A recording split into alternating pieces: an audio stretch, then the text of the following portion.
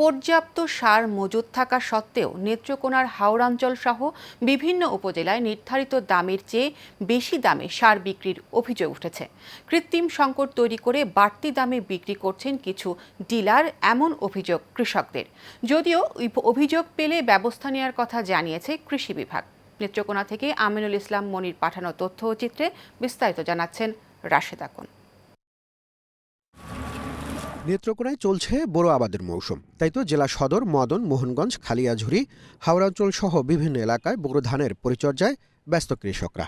তবে বাজারে পাইকারি ও খুচরা সার বিক্রেতাদের বিরুদ্ধে উঠেছে দাম বাড়ানোর অভিযোগ। সারের দাম বাড়া কি টাকা তো দাম মিলাই লাগবো, ধান বাড়ানোর লাগে তো সারটা বেশি দেয়, সারের দাম তো বেশি। ধান হইতে গেলে তো সার লাগবে না, ধান হইব করতে। কৃষকরা বলছেন ডিলাররা নানা অজুহাত দেখিয়ে নিচ্ছেন অতিরিক্ত টাকা। পরিবহন খরচ কিংবা সার সংকটের কথা বলে নেওয়া হচ্ছে বাড়তি টাকাও। ফলে বিপাকে হাওড়াঞ্চলের কৃষকরা।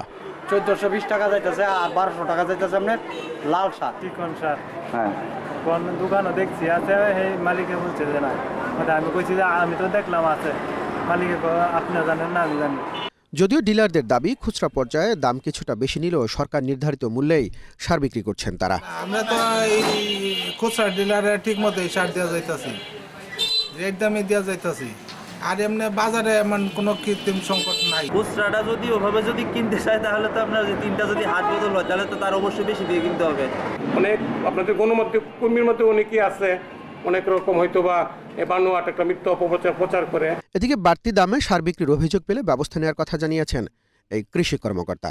যদি কোনো ধরনের এই ধরনের অনিয়ম পরিলক্ষিত হয় বা ন্যায্য মূল্যে কৃষক সার পাচ্ছে না, এই ধরনের স্পেসিফিক যদি অভিযোগ থাকে এবং আমরা সেটা তদন্ত করে দেখব এবং এর আওতায় আমরা আইনগত ব্যবস্থা গ্রহণ করব। ন্যায্য মূল্যে সার প্রাপ্তিতে কার্যকর ব্যবস্থা নেবে কর্তৃপক্ষ, এমনটাই প্রত্যাশা কৃষকদের। Rashed Akun, Asian television.